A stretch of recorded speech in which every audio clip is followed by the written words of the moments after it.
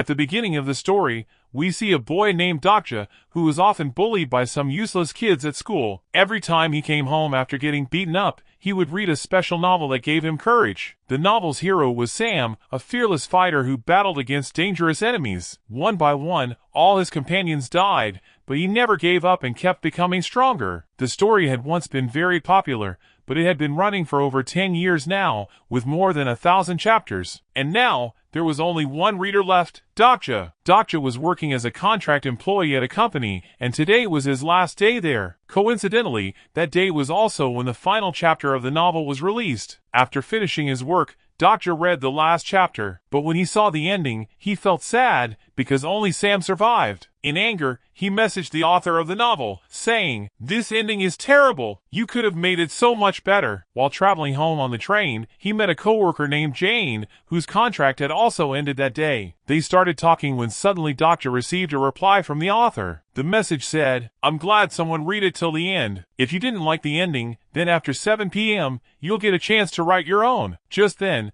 the train shook violently and suddenly stopped. A strange sound echoed through the air. Dokja looked at the time. It was exactly 7:00 p.m. He immediately realized that everything was happening exactly like the beginning of the novel. Suddenly, a weird-looking creature appeared inside the train. When a man yelled at it to move the train, the creature shot a laser from its eyes and killed the man instantly. Everyone in the train was terrified. That creature introduced itself as a messenger. It said, "Human evil has reached its limit. Now, it's time for punishment, but you will also get a chance to survive. Each of you will be given a challenge. Whether you live or die depends on how you face it." Then, a message appeared on the screen. "Within 10 minutes, you must kill a living being. Whoever kills will earn 300 coins, and whoever doesn't will die." The train had stopped. People panicked. Some started fighting each other. Some grouped up and began killing others. A woman tried to run into the next compartment, but the door was blocked by an invisible wall. Dokja looked into the other compartment and saw Sam, the hero of his favorite novel. That's when it hit him. This is the same story he had read,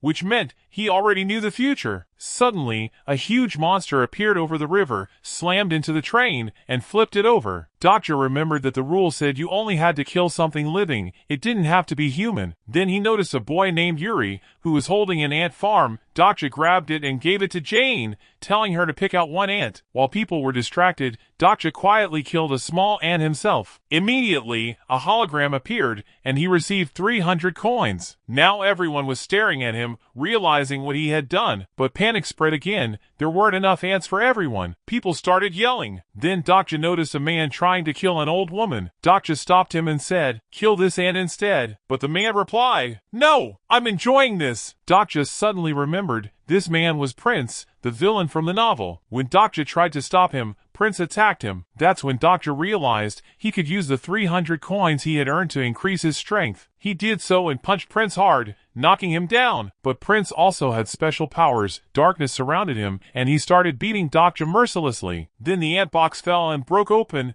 releasing more ants. Dokja crushed them and earned lots of coins, which he used to increase his speed, attack, and endurance. With his new power, he finally defeated Prince. Crying, Prince begged, "I won't kill again. Please give me an ant." But Dokja said, "You don't deserve to be part of this story." He placed an ant in the old woman's hand so she could kill it and survive. But when the timer hit 0, they realized the ant had escaped. It was still alive. The old woman died. In the novel, Prince was supposed to die in the first stage, and that's exactly what happened. But this time, the old woman also perished. The messenger reappeared and announced that only 17 people were still alive in that train car. In this strange new world, the stars were described as powerful beings who watched humans suffer for entertainment. The messenger said each survivor would now receive gifts from these stars, sponsors who wanted to support them. Everyone got a list of potential sponsors. But Dokja already knew from the novel that sponsorships came at a heavy cost. One day, they would demand something in return, and that something could be anything. So he decided to reject all offers for now. Suddenly, the train shook again. The giant river monster was pulling them down. Dokja saw a soldier named Tom trying to open the door. Dokja remembered that Tom was also a special character. He told him, "You have hidden powers, activate them." Tom managed to awaken his inner power and open the door, letting everyone escape. Dokja then noticed Yuri crying inside because all his ants had died, so he rushed back and rescued him. As everyone everyone was running away, a new announcement echoed. The next stage has begun. Now they had to cross the bridge. The giant monster reappeared, smashed part of the bridge, and created a huge gap before sinking back into the river. To make things worse, the messenger dropped a train car onto the bridge, and all the dead people suddenly came back to life, attacking the survivors. Tom tried to fight off the monsters using his strength,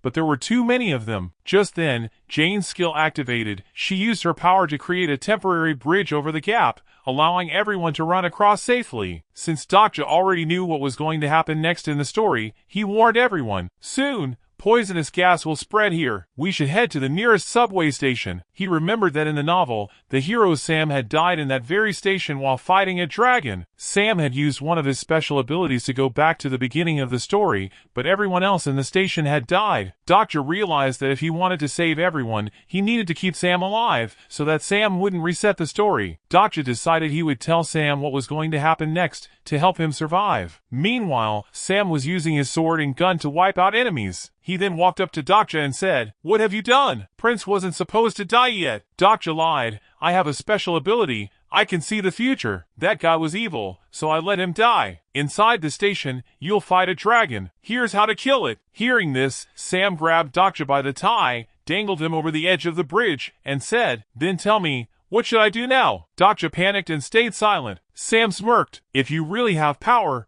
prove it. Meet me at the station if you survive." And with that, he dropped Dokja into the water. A huge monster swallowed Dokja, and he fell into its stomach. A hologram appeared, saying, "New stage, kill the monster and escape." Inside, the messenger was there too, broadcasting this as a live stream to the watching stars. Dokja called the messenger by his real name, which startled him. Then Dokja said, "I'm getting pretty famous among the stars, aren't I? They like watching me, right?" The messenger nervously agreed. Dokja smirked and blackmailed him. "Think about it, if I die, you'll lose your best content. The stars will be furious with you." Since Dokja had read the entire novel, he already knew the messenger had valuable items, so he made a contract with the messenger. Just then, acid began forming inside the monster's stomach. Dokja quickly told the messenger, "I need to buy spikes fast. I'll block the acid outlets before it reaches me." This was a technique he had learned from the novel. Inside the monster's stomach were many holes where acid flowed out. Dokja sealed them one by one. Eventually, the monster died from the inside. Dokja had cleared another stage. He then tore through the monster's skin, pulled out its core, and told the messenger, "Sell this in your shop. I'll tell you later what I want in return." In exchange, the messenger gave him some rewards, including a mask. Dokja wore it and stepped outside. By now, toxic gas had spread everywhere. Soon, he reached the riverbank, where his phone began flooding with sponsorship requests from various stars. Dokja simply turned off his notifications. He then entered a nearby store, searching for food, but instead found dead bodies. 2 girls were already dead, and a third was barely alive. Suddenly, a monster smashed through the window. Dokja quickly picked up the girl and ran as the monster chased him, destroying everything in its path. He managed to get inside the subway station and closed the gate behind him. The monster crashed against it but couldn't get in. Outside stood a group of thugs, who were shocked to see that the girl, Hina, was still alive. Dokja remembered from the novel that these were the same people who had tortured Hina. He used 1,500 coins to boost his stats and started beating them one by one. Their leader also had a special ability, which he tried to activate, but Dokja overpowered him easily. The rest of the thugs were about to attack when another group arrived. Tom was leading them. Seeing him, the thugs backed off. The rest of the train survivors were there too. Jane told Dokja that a powerful national leader was also with them now.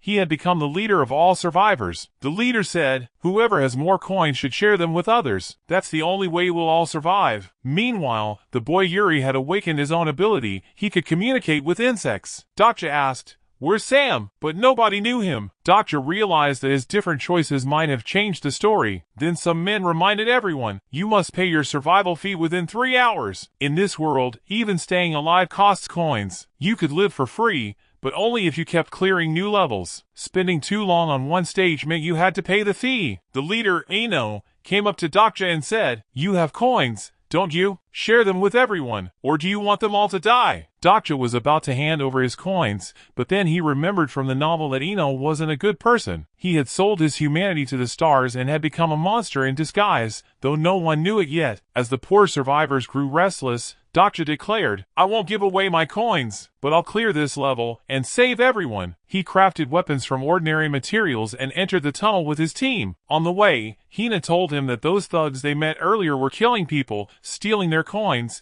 and lying to everyone by saying, "We earned them by killing monsters." Dokja already knew where not to go and where danger awaited. He had read it all. The tunnel was dark, so Yuri summoned fireflies using his power to create light. Suddenly, monsters attacked. Everyone fought with their weapons, killing them one by one. Jane realized her powers were like Spider-Man's, so she began attacking with web-like threads. But one monster suddenly grabbed Jane and dragged her away. The group chased after it and found her tied up at the end of the tunnel. A hologram appeared. Boss battle. Kill the leader of the monsters to clear this stage. A massive monster boss emerged. Dokja attacked first, dodging its many arms and striking back, but a powerful shield repelled him. Tom attacked next, but his blows had little effect. The boss climbed to the ceiling and used a mental attack that broke people's minds. Whoever was hit was forced to relive their worst memories until they died. Jane was the first to fall into the trap. She relived the moment when those thugs had captured her and her friends. Thankfully, Dokja saved her in time. He then rushed to protect Yuri, so the boy wouldn't get trapped. But in the chaos, Tom got caught in the mental snare and was forced to relive his worst army memories,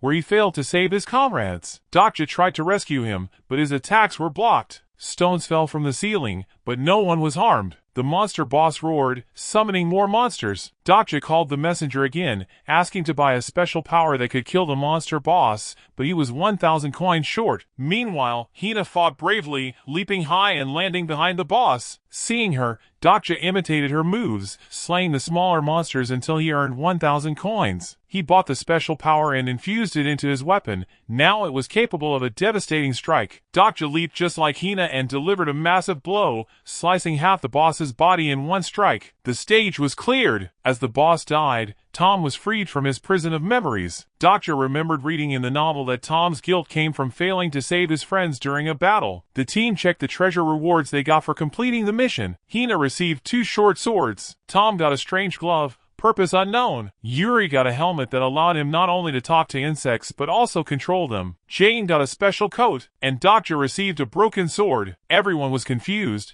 but Dokja didn't tell them what the sword really was. However, he knew he still needed to find the other half of it. Then Yuri asked about the stones that had fallen during the fight. Dokja explained, if you eat those stones, your mind will start experiencing strange and mysterious things started becoming visible again. Suddenly, they realized that the station stage wasn't over yet. One monster was still alive. The team rushed back, and Hina jumped onto the gang leader and killed him, finally taking her revenge. When the rest of the thugs attacked, Hina suddenly awakened a new power, using it to cut down all of them. Now every thug was dead. Ino had no choice left but to fight. He punched a pillar to show his strength, and his arms suddenly turned monstrous. He attacked Hina, but she kept fighting back and pushed him toward the train tracks. She was about to finish him off when the others stopped her. They said, "Don't clear this stage, the next level might be even harder." They thought it would be better to pay the survival fee instead of advancing. They wanted Dokja and his group to move on ahead, saying, "If anyone has to die, let it be us, at least then you can take our coins." Just then, a voice announced that the time to pay the fee had come. The distraction gave Ino a chance to shove Hina aside and escape. Jane used her Spider-Man-like powers to chase him, and Hina quickly followed. But as soon as she was about to reach him, an invisible wall pushed her back. Ino started taunting them, saying, "Do whatever you want, you can't reach me." Suddenly, a sniper's bullet pierced his head perfectly, killing him instantly. The level was cleared. The sniper introduced herself as Gia,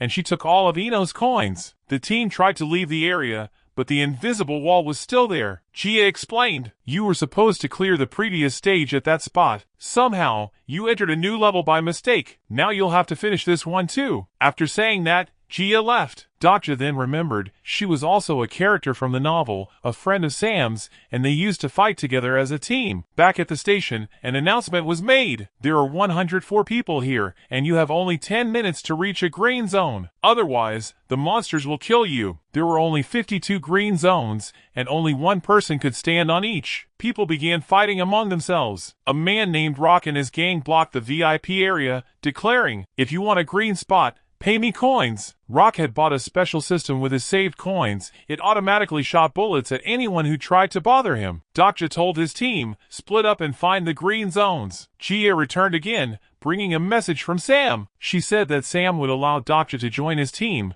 but only if Dokja spent the night alone, separated from his group. Dokja remembered how, in school, some bully kids had once forced him and his friend to fight each other just for fun. Meanwhile, the messenger announced that some green zones would disappear and new ones would appear elsewhere, to make the game more entertaining. Suddenly, the spot Dokja was standing on turned green. He told his team, to survive, you'll have to fight the others for the green zones. But Hina said, it's better to fight those monsters coming to kill us instead. Soon the 10 minutes ended, and a horde of monsters stormed toward the station, killing everyone not standing on a green spot. Hina and the rest fought back bravely, and Dokja eventually joined them. Dokja noticed something strange. Sam was standing calmly near a green spot, watching while monsters tried to kill Yuri. That green zone could only fit 2 people. Sam was already taking one of those spots. He said to Dokja, don't try to act like a hero. Leave the kid and come stand here. But Dokja refused to abandon Yuri. He fought off all the monsters, pushed Yuri into the green zone, and ran away. Elsewhere,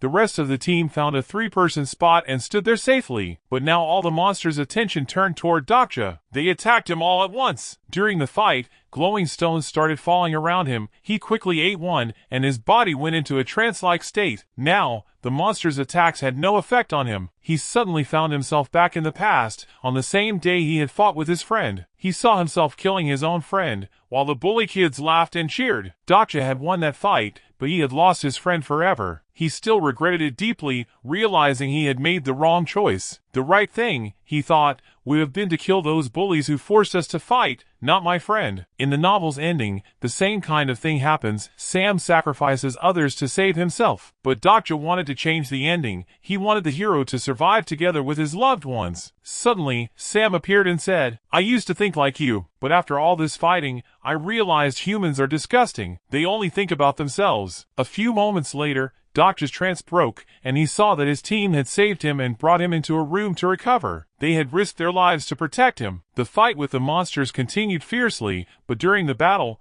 Tom was badly injured. Dokja remembered that today was the day they had to face the dragon, so to save his friends, he had to kill it. Suddenly, a messenger appeared and announced that only 57 people were still alive, and the stars watching them were angry because some players had helped each other instead of fighting. As punishment, there would now be only one green zone left. Whoever stood on it when the timer ended would survive, the rest would die. The green zone appeared beneath rock, but he didn't seem worried at all. Dokja then went to Gia for help with his plan, but she refused. The messenger appeared again and told Dokja that the stars liked him and were donating a lot of money to him. Dokja ordered that all that money be converted into coins. Then Dokja went to Rock with 100,000 coins and offered them all in exchange for the green zone. Rock agreed, and soon the green zone shifted under Dokja. Dokja started destroying the green zone with his broken sword. Others tried to stop him, but Gia understood his plan and shot the green zone herself, completely destroying it. Now that no one had any chance of surviving, Dokja spoke. If we had fought together from the start, none of us would have died. He gave the money to Rock and said, let's save everyone. Rock, realizing Dokja's sincerity, began allowing everyone into the VIP zone for free. He then upgraded his security system with the new funds. When the monsters arrived, Rock's weapons fired bullets automatically, killing most of them near the portal. The remaining monsters were taken down by Dokja and his team. Then the main villain of the game appeared, the dragon, tearing through the ground. It breathed fire, killing people mercilessly. Sam attacked it with his sword and gun, striking powerful blows. The stars, unhappy that Sam was overpowering the dragon, decided to make the battle harder. Suddenly, the entire station broke apart and floated into outer space. The dragon's body turned into steel, making it nearly indestructible. Sam continued his attacks, but his sword broke. He grabbed another weapon and tried again, but the dragon overpowered him, beating him brutally. Still, Sam didn't give up. Dokja realized he had a special item. If he consumed it, he'd be immune to fire. Meanwhile, Jane used her webs to pull Sam out of the dragon's grasp, allowing Dokja to take over the fight. The dragon kept attacking, but Dokja wasn't harmed by the flames. Just then, another giant creature attacked the dragon. It was a worm being controlled by Yuri's mind. However, any pain the worm felt, Yuri also experienced. The dragon struck back violently, injuring the worm, and Yuri screamed in agony. Seeing this, Tom decided he wouldn't lose another friend. He jumped into the fight, and his hidden power awakened. The strange glove he wore transformed into a shield that could block the dragon's fire. His power even caused the ground to rise, creating a barrier between the dragon and the others. Jane created a bridge of webs for Hina, who then jumped onto the dragon's back and attacked it fiercely. Tom burst through the barrier, pushing the dragon back. Dokja tried to stab the dragon, but it flew away. Dokja shouted that they needed to strike the dragon's chest, though whoever attacked would also die. Still, completing the mission would reward them with a special power, the ability to bring one person back to life. Jane trapped the dragon in her webs, and Dokja leapt forward, driving his broken sword into its chest, but it wasn't enough to pierce through. Gia then fired a shot at the same spot, cracking the dragon's chest. The dragon threw Dokja off and its wound began to heal instantly, breaking everyone's spirit. Meanwhile, Sam finished off the remaining monsters and returned to fight the dragon again. After a series of powerful attacks, he ripped open the dragon's chest, but was engulfed in its flames, burning to ashes. Just as written in the novel, when Sam dies, his skill activates, and the game resets. Dokja felt everyone disappearing and thought it was all over. But suddenly, the messenger appeared and said Dokja had found the other half of the sword. Dokja completed the sword and launched one final, mighty attack, piercing through the dragon. The dragon was finally defeated, and an announcement declared that the level was cleared. With the power granted from completing the mission, Dokja brought Sam back to life. The station returned to normal, and Sam was shocked to see that Dokja had survived. Everyone celebrated their victory. At the very end, the writer's message appeared. "Alright, I like the story you've created. From now on, this will be the official ending. If you liked the video, hit the like button, subscribe to the channel, and we'll see you in the next one."